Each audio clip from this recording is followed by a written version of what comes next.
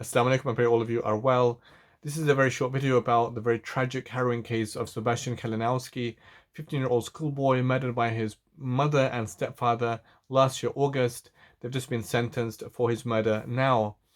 A lot for us to think about, really, as human beings, as Muslims, about what this means for us. This is not the first of its kind. There have been many like this before. Sebastian was a victim of intense torture, cruelty, murderous campaign of torture and cruelty against this boy, and he succumbed to his final injuries and he passed away. An act of gruesome, gruesome murder. In fact, the judge said he has never seen injuries more horrific than Sebastian's injuries in this case. Broken ribs, died of sepsis, infections that were not treated, and real abuse against him. I wanted to think about this because this means a lot for us, really, as human beings, as Muslims on this planet together. What does this mean? What does zulm, what does injustice mean here?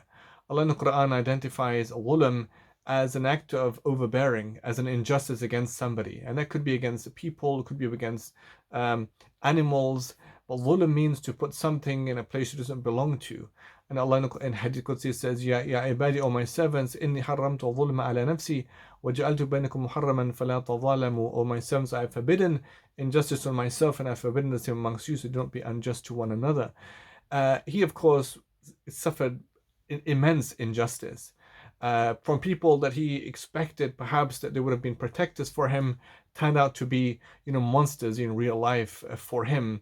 And imagine the pain, the suffering, the anguish, the mental trouble, emotional turmoil, and of course physical injuries as well. Now, for us to think about, number one, the case, this is a very interesting case of the Prophet's companion Abdullah Abu Mas'ud radiallahu anhu. Not Ibn Mas'ud, but Abu Mas'ud radiallahu anhu. And this is a person, he had a slave and he was beating that slave. And the Prophet came behind him and he says to him, I'alam Abu Mas'ud, you should know, Abu Mas'ud. And he was startled by this, and so he kind of drops his whip that he has or something. And the Prophet says to him, you should know, Allah Ta'ala is aqdaru alayka minka ala hadha al-ghulam. Allah is more powerful over you than you are powerful over this boy. Think about that. Allah is powerful, more powerful over you than you are powerful over this boy. And he was startled and he said, Ya Rasul, O Messenger of Allah, I'm going to free him. And the Prophet said, had you not freed him, then the fire of Jahannam, the fire of hell, would have touched you.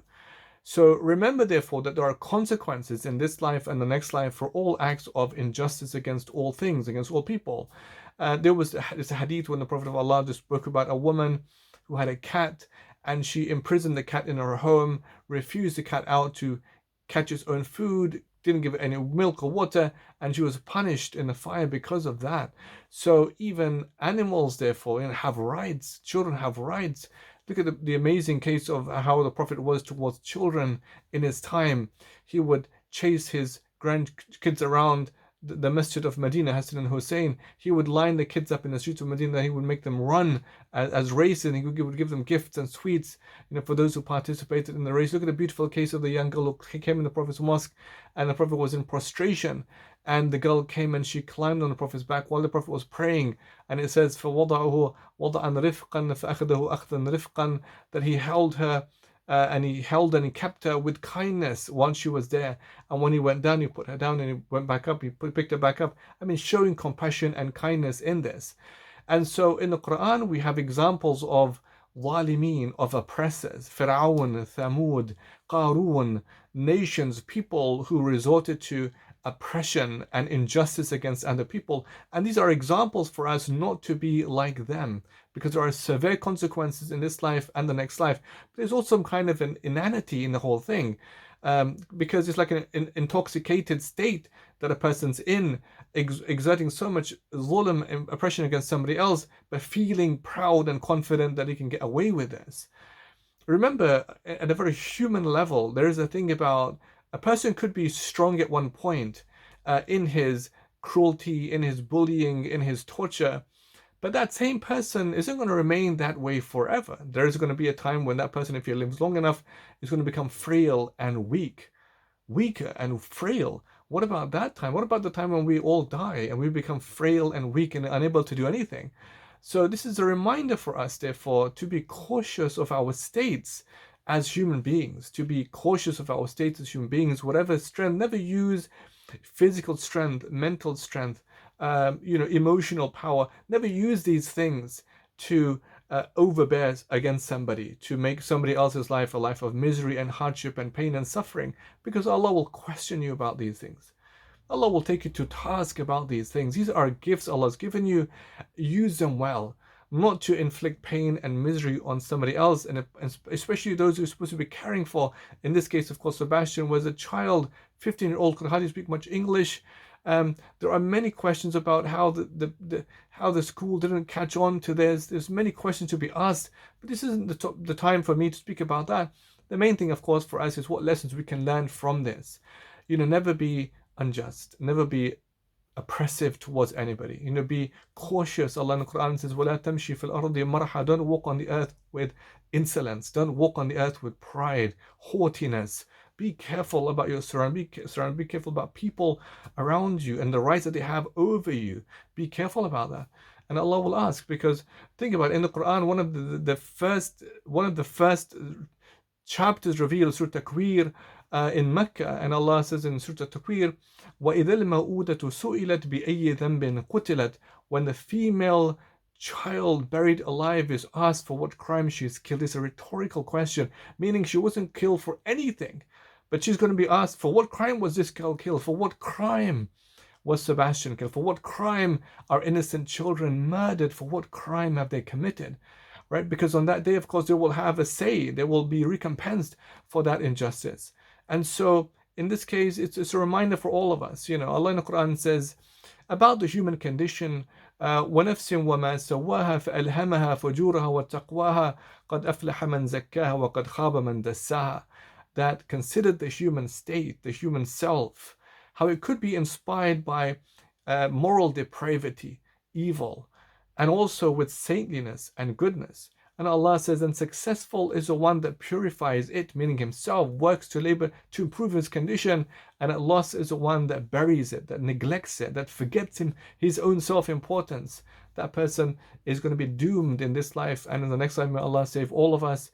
A great lesson to be learned. I really ask Allah give patience to his surviving family who loved him. He had, of course, a biological father, perhaps uncles and aunts, family who really loved him. I ask Allah give them patience and guidance through all of this. May it be a lesson for all of us. May Allah prevent us from really being oppressive or cruel towards anybody. I just want to say a few words about that case, because it's harrowing, because it's a reminder for all of us. There are, of course, many examples in the world, all over the world, like these. In war, injustices happen. In prison camps, injustices happen. This is another example like that. Of course, he became like a prisoner in his own home, and his stepfather, this cruel bodybuilding evil of a human person, would install video cameras in his home to observe him and to watch him. And when he would inflict cruel punishments on him, like staring at and facing the wall for hours on end, if he moved, he could be detected from the cameras. And it was really cruel, evil way to live your life, evil way to treat other people in life. And really, it's just sickening. It's a sickening thing. And so let us be reminded, therefore, about that injustice has a consequence in this life and the next life, and kindness has a consequence in this life and the next life. The Prophet of Allah says, Ar-Rahimun yarhamum ar-Rahman, irhamun fil ard yarhamukum man fis sama. The merciful ones are those whom the All-Merciful shows mercy towards. Be merciful with those on the earth, and the one in the heavens, meaning Allah, will show merciful unto you. Allah is Rafiq. Yuhibbu ar-rifq fil amri kullihi. Allah is kind and like kindness in all things. Be kind to your family. Be kind to your children. Be kind to those who you're responsible for. And never be a cruel and oppressive and dictatorial person towards them, because it's cutting at your own sense of decency, and of course it's destroying our world like that, because we all become witnesses to this. May Allah save and protect all of us. Again, patience to his family who are surviving, who really loved him. May Allah give them patience and correct guidance, and a lesson for all of us. May Allah protect and save us all. Allahumma ameen.